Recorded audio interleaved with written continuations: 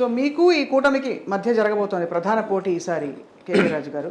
కేకే రాజు గారు, అసలు ఓవరాల్గా భారతీయ జనతా పార్టీ ప్రభావం రాష్ట్ర వ్యాప్తంగా ఏ మేరకు ఉంటుందంటారంటే దాదాపు 0.83% ఓట్ బ్యాంక్ ఉండే బీజేపీ ఒకవైపు, చాలా ప్రభావితం చేస్తానని రాజకీయాల్లోకి వచ్చి ఇంతవరకు ఏమీ చేయలేకపోయిన జనసేన ఒకవైపు, 40 ఏళ్ల ఇండస్ట్రీ ఉండే టీడీపీ, వీళ్ళ ముగ్గురు కలిస్తే ఆ పదార్థం ఎలా ఉంటుందని మీ అభిప్రాయం?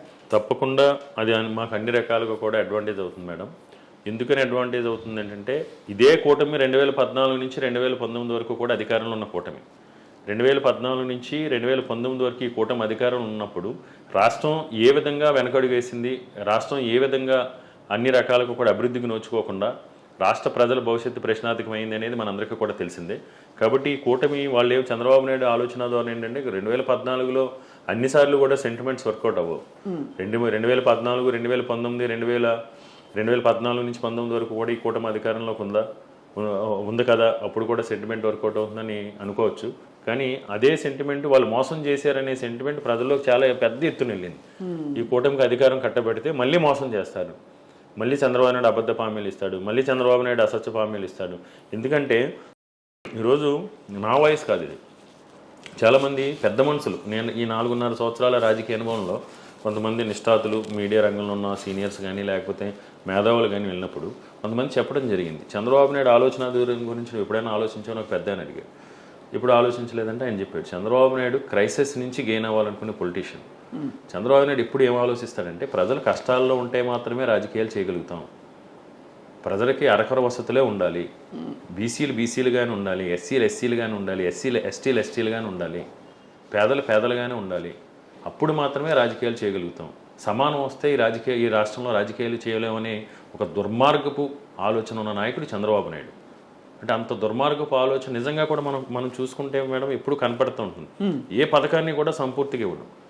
ఇంకో అన్నిటికంటే ముఖ్యం, ఒక కుటుంబ పెద్దగా నేను ఒక తండ్రిగా నాకు 2 ఆడపిల్లలు.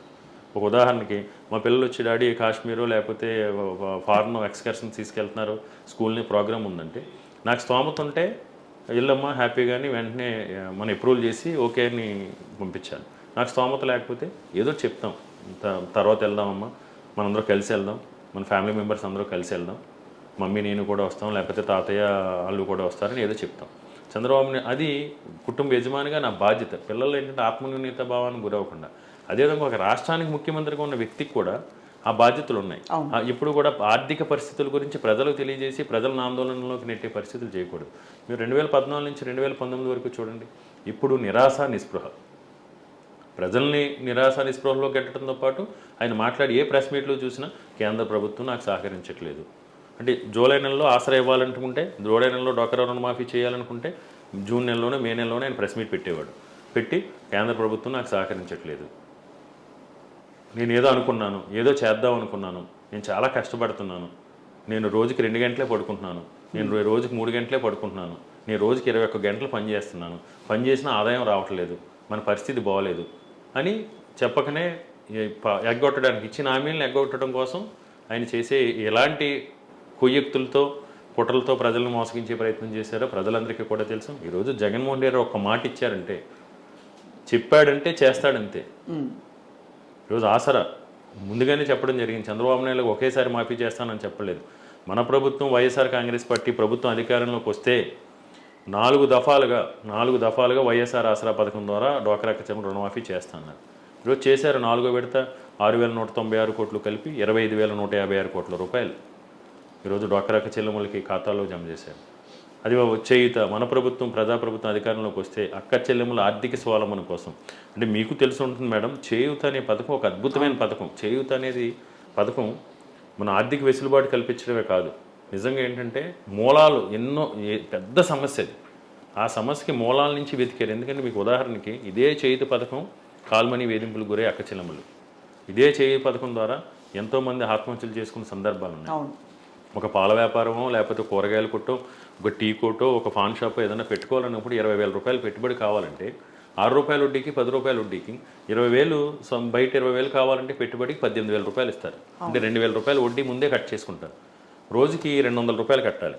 ఒక 3 రోజులో 2 రోజులో జ్వరం వచ్చో లేకపోతే తుఫాన్ వచ్చో కట్టకపోతే వాడు వచ్చి వచ్చి డోర్ నాక్ చేస్తాడు. డోర్ నాక్ చేసిన తర్వాత చూసి చుట్టుపక్కల వాళ్ళు చూస్తారని ప్రాక్టికల్గా గ్రౌండ్లో జరిగిన వాస్తవాలు ఇవన్నీ ప్రాక్టికల్గా వాళ్ళని పొరపాటుని లోపల రండి మాట్లాడదామంటే వాళ్ళ మీద చేయటం, లేకపోతే అసభ్యంగా ప్రవర్తించడం, అడ్వాంటేజ్ తీసుకోవటం, వాళ్ళ ఆత్మగౌరవాన్ని చంపే విధంగా వ్యవహరించడం, అంటే ఎన్నో వేధింపులు గురైన ఈరోజు లక్షలాది మందికి ఈ చేయూత అనే పథకం ద్వారా జగన్మోహన్ రెడ్డి గారు ఆర్థిక సహాయం చేయటం కాదు, వాళ్ళ ఆత్మాభిమానాన్ని, ఆత్మగౌరవాన్ని, కుటుంబ గౌరవాన్ని ఈరోజు కాపాడారు. ఇవన్నీ కూడా హార్ట్ టచింగ్ స్కీమ్స్ అండి. తోడు చేదోడు కూడా ఇదే మేడం. చేదోడు కూడా, తోడు అనేది కూడా 10,000 రూపాయలు వడ్డీ లేని రుణం. ఈరోజు ఏదైతే తోడు, చేదోడు, చేయూత, ఆసరా ఇవన్నీ పథకాలు ఉన్నాయో ఇవన్నీ కూడా పేదవాడి స్థితిగతులను మార్చడంతో పాటు, ఆర్థిక మూలాలని స్థితిగతుల్ని మార్చడంతో పాటు ఆత్మగౌరవాన్ని, ఆత్మవిశ్వాసాన్ని కూడా తీసుకొచ్చే పథకాలు. దీని గురించి ఏ రోజు చంద్రబాబు నాయుడు ఆలోచన చేయడం, ఏదో విధంగా బురద చల్లే ప్రయత్నమే చేస్తారు. అంటే మీకు ఒక్కటే, చంద్రబాబు నాయుడు ఎంత అభద్రతా భావంతో ఉన్నాడో, ఎంత అబద్ధాలు మాట్లాడుతున్నాడో, ఎంత అసత్యాలు మాట్లాడిన నిదర్శనం ఈ రాష్ట్రంలో సంక్షేమం లేదని మాట్లాడుతున్నాం. సాచురేషన్. మా నియోజకవర్గంలో నేను కోఆర్డినేటర్గా, నేను ఎమ్మెల్యేగా ఓడిపోయిన తర్వాత జగనన్న ముఖ్యమంత్రి అయ్యే నాటికి 58.60% లోపు ఉండేవి లబ్ధిదారుల సంఖ్య. ఈరోజు ఆల్మోస్ట్ 12 to 15% లబ్ధిదారుల సంఖ్య పెంచుకుంటూ వెళ్ళాం. రాష్ట్ర వ్యాప్తంగా మీరు చూడండి, ఈరోజు రాష్ట్ర వ్యాప్తంగా చూసుకున్న గతంలో 39 లక్షల మంది ఫంక్షన్స్ ఉండేవి. వికలాంగ ఫంక్షన్స్ అవ్వచ్చు, వితంతు ఫంక్షన్స్ అవ్వచ్చు, లేకపోతే ఓల్డ్ ఏజ్ ఫంక్షన్. ఈరోజు సుమారు 66 లక్షల మంది. ఇంకో మీరు అంటే మీరు మా మీద అన్ని రకాలుగా కూడా అన్ని ఇన్ఫర్మేషన్లు ఉంటాయి, మీడియాలను బాగా వాచ్ చేస్తుంటారు. నాకు బాగా గుర్తు, 1.5 సంవత్సరాల క్రితము, 2 సంవత్సరాల క్రితం చంద్రబాబు నాయుడుతో ఎక్కడో మాట్లాడుతూ ఈ నగదు రూపంలో ఫంక్షన్స్ ఇస్తున్నారు, ఇదంతా మోసం, అవును, ఇదైతే దోషేస్తున్నారని మాట కూడా అన్నాడు చంద్రబాబు నాయుడు. అంటే మీరు కూడా ఏ రోజున ఆలోచించారో లేదో, నగదు రూపంలో జగన్మోహన్ రెడ్డి గారు ఫంక్షన్స్ ఇస్తున్నారనేది కనీస ఆలోచన కూడా లేని అజ్ఞాని ఈరోజు చంద్రబాబు నాయుడు మనం 14 సంవత్సరాలు ముఖ్యమంత్రిగా మోసామంటే నాకు నిజంగా చాలా బాధ అనిపిస్తుంది. ఎందుకు నగదు రూపంలో డబ్బులు ఇస్తున్నారని అనేది ఒక రోజున ఆలోచించారో లేదో మీరు. ఎందుకు ఇస్తున్నారంటే వికలాంగులు ఎవరి మీద ఆధారపడకూడదు. వికలాంగుడికి ఖాతాలో కనుక నగదు వేస్తే మళ్ళీ బ్యాంక్ వెళ్ళి తెచ్చుకోవడానికో, ఏటీఎం కార్డు తెచ్చుకోవడానికో ఆ డబ్బులు తెచ్చుకొని ఎవరొకరి మీద ఆధారపడాలి. సో వికలాంగుడు బయటికి వెళ్ళాడు కాబట్టి, వికలాంగుడు ఎవరి మీద ఆధారపడకూడదు కాబట్టి మనం ఇచ్చేది నగదు రూపంలో తన చేతికి ఇద్దాం, ఎవరి మీద ఆధారపడకుండా. మన సాంప్రదాయంలో వితంతు ఇంట్లోంచి బయటికి వెళ్ళడానికి ఎప్పుడు పడితే అప్పుడు సుముఖంగా ఉండరు కాబట్టి, వాళ్ళకి కూడా ఇబ్బంది కాబట్టి, వాళ్ళకి కూడా మనం ఇంటికే నగదు రూపంలో పట్టుకెళ్ళిద్దాం. వృద్ధులు ఆ ఏజ్లో బ్యాంక్ ఖాతాలో కనుక వేస్తే, డైరెక్ట్ డీబీటీ ద్వారా వేస్తే వాళ్ళు కూడా మళ్ళీ ఎవరెవరి మీద ఈ డబ్బులు తెచ్చుకోవడానికి ఆధారపడాలి. ఈ కష్టాలు ఉండకూడదని నిజంగా ఎంత మంచి పెద్ద మనసు, ఎంత ఆయన పేదలకి మేలు చేయాలనే తాపత్రయం ఉంటే ఈరోజు జగన్మోహన్ రెడ్డి గారు ఆ నిర్ణయం తీసుకున్నారు. ఇవన్నీ వాళ్ళ కంటికి కనిపించట్లేదు, ఎందుకంటే వాళ్ళు దుర్మార్గులు, రాక్షసులు. ప్రజలు కష్టాల్లో ఉంటేనే ఈరోజు నిజంగా నేను ఆలోచిస్తే నాకు చాలా సందర్భాలు అంటే ఎంత ఆలోచన ఎలా వస్తుంది జగన్మోహన్ రెడ్డి గారికి, అంటే ఎంత మానవతావాది, నిజంగా మానవతావాది అని ఒక రకంగా పోరాటం, యువతకు స్ఫూర్తి. ఆయన చేసే పథకాలు, ఆయన ఆలోచన ధోరణి, ఆయనలో ఉన్న మానవత్వం, మానవతావాది ఇవి ఒక్కటే. నగదు రూపంలో ప్రతి నెల 1వ తారీఖుని సూర్యుడు ఉదయించడానికి సూర్యోదయంతో పోటీ పడుతూ ఈరోజు 66 లక్షల కుటుంబాల్లో, ఇది నిజంగా చంద్రబాబు నాయుడికి అంటే నాకున్న పరిజ్ఞానంలో ఎన్నికల నోటిఫికేషన్ కూడా కావాలని ఇది టైం గింటారని అయితే నేను అనుకుంటున్నాను. చంద్రబాబు నాయుడు లేకపోతే వీళ్ళు మన మీద వివక్షతోనో అదే కనుక అయ్యి ఉంటే ఆ శాపం వాళ్ళు తగులుతుంది. ఎందుకంటే ఎండల్లో ఈరోజు మళ్ళీ వృద్ధులకు ఆ కష్టాలు తీసుకొచ్చేయడానికి చంద్రబాబు నాయుడు చేస్తున్నాడు. తన తీసిన గోతులో తనే పడతాడు చంద్రబాబు నాయుడు. అంటే ఈ జాప్యం వల్ల మీకు మేలు జరుగుతుందంటారు? తప్పకుండా అండి. ఎందుకంటే ప్రజలకి అసలు జగన్మోహన్ రెడ్డి గారు తీసుకొచ్చిన వాలంటరీ వ్యవస్థ, సచివాలయ వ్యవస్థ ఏ విధంగా మేలు చేసింది, దానివల్ల మనం ఎంత లబ్ధి పొందాం. ఇదే వాలంటీర్ వ్యవస్థ హ్యూమన్ ట్రాఫికింగ్ అది ఇది అని చెప్పి పవన్ కళ్యాణ్ గారు అంటే కేంద్ర నిఘా వర్గాలు, అంటే నిజంగా అది చాలా దుర్మార్గమైన, అంటే అజ్ఞాని. ఎవరైనా వాలంటరీ వ్యవస్థలో ఇలాంటి లోటుపాట్లు ఉన్నాయని మాట్లాడారంటే కనీస జ్ఞానం లేదు, కనీస పరిజ్ఞానం లేదు, అంటే కాన్సన్ట్రేషన్ కూడా లేదు. అంటే ఆశ్చర్యం కలిగించే విషయం ఏంటంటే కేకే రాజు గారు, ఇంత ధీమాగా ఒక రాజకీయ ఆరతీరిన పార్టీ చెప్పుకునే టీడీపీ ఒక జనసేనతో పొత్తు పెట్టుకోవడం, వాళ్ళిద్దరి కలయికతో పాటు ఇప్పుడు ఏ ఓటు బ్యాంకు లేని బీజేపీతో కలుపుకోవడం, వాళ్ళందరూ కలిసి ముప్పేట దాడి చేసి అంత ధీమాగా పూర్తిగా విమర్శించడం ప్రభుత్వాన్ని, దాన్ని మీరు ఎలా చూస్తున్నారు? అంటే దానికి సమాధానం ఏంటంటారు? నాకు తెలిసి చంద్రబాబు నాయుడికి ధీమా అనేది ఏమీ లేదు. చంద్రబాబు నాయుడికి గుండెల్లో రైలు పరిగెపెడుతూ ఉన్నాయి, అంతే అంటారు. 100% అతనికి ఏంటంటే అతనికి భరోసా ఈరోజు ఒక 3-4 రోజుల నుంచి బీజేపీతో పొత్తు కుదిరిన తర్వాత తన కొడుకుని తనని ఏదన్నా రేపొద్దుడు మళ్ళీ కేసుల్లో ఉన్నాయి, స్కాములు ఉన్నాయి, జైల్లో పెట్టినప్పుడు బీజేపీ పార్టీ కాపాడుతుంది, ఎన్డీఏలో భాగస్వామి. ఇదంతా మోసం. ఈరోజు తెలుగుదేశం పార్టీ కార్యకర్తలు మోసపోబోతూ ఉన్నారు. నమ్ముకుని పొరపాటున డబ్బులు ఖర్చు పెడితే తెలుగుదేశం కార్యకర్తలు, అదేవిధంగా జనసేన కార్యకర్తలు మోసపోతూ ఉన్నారు. మీ చంద్రబాబు నాయుడికి 100% ఓడిపోతామని తెలుసు. ఇదంతా అబద్ధపు అసత్యపు ప్రచారాలు, దొంగ సర్వేలు, తప్పుడు కథనాలు, తప్పుడు రాతలతో ప్రజలనే కాదు తెలుగుదేశం నాయకుల్ని కార్యకర్తల్ని కూడా మోసగించే ప్రయత్నం చేస్తూ ఉన్నారు. రైట్. తప్పకుండా 1800 ఓట్లు మాత్రమే తేడా వచ్చి లాస్ట్ టైం మీరు గెలవలేకపోయారు. ఈసారి ఎన్ని ఓట్లతో మీరు గెలుస్తారని ధీమా వ్యక్తం చేస్తున్నారు? తప్పకుండా. అంటే నా సంకల్పం, నా లక్ష్యం ఈరోజు ఆంధ్రుల ఆత్మగౌరవాన్ని చాటే అవకాశం నాకు వచ్చింది. ఉత్తరాంధ్ర ఆత్మగౌరవాన్ని, విశాఖపట్నాన్ని పరిపాలనా రాజధాని కావాలి అని కోరుకునే వారికి, కోరుకోవడానికి ఇక్కడ ఆకాంక్ష అభిలాషల్ని చాటే అవకాశం నాకు వచ్చింది. దాన్ని నేను పూర్తిగా ఉపయోగించుకుంటాను. నా నియోజకవర్గంలో ఉన్న ఓటర్లని, ప్రజలందరినీ కూడా నేను సంఘటన చేస్తాను. అందరితో నాకు యాక్సెస్ ఉంది. నేను కేకే రాజు అనేవాడు ప్రతి 2,74,650 మంది ఓటర్స్కి కేకే రాజు అనేవాడు తెలుసు, నా సేవల గురించి తెలుసు. అదేవిధంగా ప్రజలకి ఎక్కడ ఎలాంటి సమస్యలు ఉన్నాయో నాకు తెలుసు. అందరితో కూడా మమేకం అవుతాను. వచ్చిన సమయాన్ని కూడా ఏదైతే ఇంకొక 4 రోజులు ఎడిషనల్గా వచ్చిందో ఈ టైంని కూడా యూటిలైజ్ చేసుకుని మళ్ళీ గడప గడపకి వీధికి వెళ్ళి ఈరోజు మనం ఈ తీర్పు ద్వారా మనం ఏం మెసేజ్ ఇవ్వాలి, బీజేపీ పార్టీకి ఏం మెసేజ్, చంద్రబాబు నాయుడు ఎలాగో మెసేజ్ ఇవ్వాల్సిన అవసరం లేదు, అతను దుర్మార్గుడు, ఉత్తరాంధ్ర ద్రోహి, అందులో సమస్య లేదు.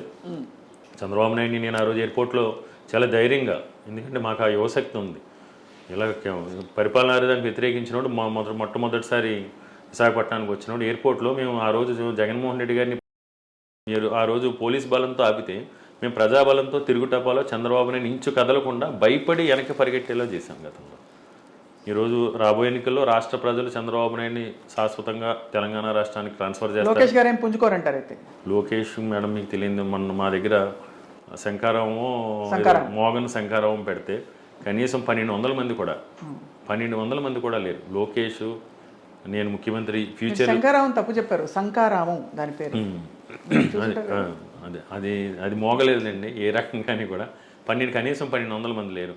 ఆ వేదికకు స్వయంగా భరత్, ఎవరైతే లోకేష్ తోడలుడు, ఇప్పుడు విశాఖ పార్లమెంటు తెలుగుదేశం అభ్యర్థిగా చెప్పుకుంటున్న భరత్ కూడా వేదిక మీదే విమర్శించడం జరిగింది. అంటే అటర్ ఫ్లాప్ అయిందంటే ఆ మీటింగు వేదిక మీదే గంటా శ్రీనివాసరావుని డయాస్ మీద పెట్టుకుని, మీ ఎమ్మెల్యేలు కానీ మీ ఇన్ఛార్జీలు కానీ పట్టించుకోబట్టి మీరు అందరూ నా దగ్గరికి రండి. ఇప్పుడు దాకా కొంతకాలం విష్ణుకుమారాజు పలికి మోసారు, కొంతకాలం గంటా శ్రీనివాసరావు పలికి మోసారు, ఇప్పుడు నా పలికి మోయండి అని ఆ రోజు చెప్పడం జరిగింది. కాబట్టి తప్పకుండా నేను, నా లక్ష్యం అభ్యర్థి ఎవరైనది కాదు, నాకు ఒక మంచి అవకాశం వచ్చింది, ఆత్మగౌరవాన్ని చాటుకునే అవకాశం వచ్చింది. ఈరోజు అన్నిటికంటే కూడా ముఖ్యంగా జగన్మోహన్ రెడ్డి గారి ఆశీస్సులతో 435 కోట్ల రూపాయలు, అక్షరాల 435 కోట్ల రూపాయలు ఆయన దీవెనలతో, ఆశీస్సులతో ఈ నియోజకవర్గాన్ని అభివృద్ధి చేశాం. అందరికీ కూడా జగన్మోహన్ రెడ్డి గారి సంకల్పం, ఇప్పుడు ఆయన మాకు ఒకటే మాట చెప్తుంటారు, మనం చేసే ప్రతి పనిలోనే నిజాయితీ, నిబద్ధత ఉండాలి. నాకు నచ్చే అంశం ఏంటంటే నాణ్యత అనే పదం నాకు తెలిసి పొలిటీషియన్స్ నోటి వెంట, జగన్మోహన్ రెడ్డి గారి నోటి వెంటే విన్నాను. నేను 1-to-1 ఇప్పుడు వరకు ఆయన 9 సార్లు కలపడం జరిగింది అపాయింట్మెంట్స్లో. జనరల్గా చాలాసార్లు ప్రతిసారి సర్వీసెస్లో క్వాలిటీ అనేది ఇంపార్టెంట్ అని చెప్తారు. అంటే నాయకుడి యొక్క వ్యక్తిత్వం, అవును, అది వ్యక్తిత్వానికి నిదర్శనం. నువ్వు క్వాలిటీతో సర్వీస్ చేయి, ప్రజలు మనల్ని గుండెల్లో పెట్టి చూసుకుంటారు. నిజాయితీగా చేయి, నిబద్ధతతో చేయి. తప్పకుండా జగన్మోహన్ రెడ్డి గారు నాకు స్ఫూర్తి. ఆయన స్ఫూర్తిగా తీసుకుని ఆయన ప్రవేశపెట్టిన పథకాలన్నింటినీ కూడా నేను మా కొలీగ్స్ కూడా కొంతమంది చెప్తూ ఉంటాను, నాతో పాటు యంగ్స్టర్స్ కొంతమంది కోఆర్డినేటర్స్ ఉన్నారు. మేము కలిసినప్పుడు కూడా మన పాలసీ ఒకటే, జగనన్న చేస్తున్న కార్యక్రమాలు ఏవైతే ఉన్నాయో వాటన్నిటిని కూడా తూచా తప్పకుండా అమలుపరచడం, ప్రజల్లో తీసుకెళ్ళటమే, ప్రజల్లో తీసుకెళ్ళి ప్రజలకు అందుబాటులో ఉండటమే. రైట్. తప్పకుండా బీజేపీ పార్టీకి తగిన గుణపాఠం విశాఖ ఉత్తర నియోజకవర్గం నుంచి చెప్పబోతా ఉన్నాం. చెప్పి మా ఆత్మగౌరవాన్ని, మాకు రావాల్సిన ఉత్తరాంధ్రకి జరిగిన అన్యాయానికి, ద్రోహానికి సరైన సమాధానం చెప్పబోతాం. K K Raju garu, we wish you all the very best అండి. Thank you. తప్పకుండా చాలా మీరు అన్నట్టుగా ఈ 4 రోజులు అధిక వ్యవధి గడువు మీకు ఇచ్చినట్టు అయింది దాదాపు. అలాగే వీటితో పాటు రసవత్తరంగా మారుతున్న ఈసారి రాజకీయ చిత్రం ఏ విధంగా ఉంటుంది, మరొక 2 నెలల్లో మనందరికీ తేటతెల్లం అవుతుంది. ప్రజలు మాత్రం విజ్ఞులు, ఖచ్చితంగా సరైన తీర్పు చెప్తారు. మీకు all the very best sir. నమస్కారం. Thank you.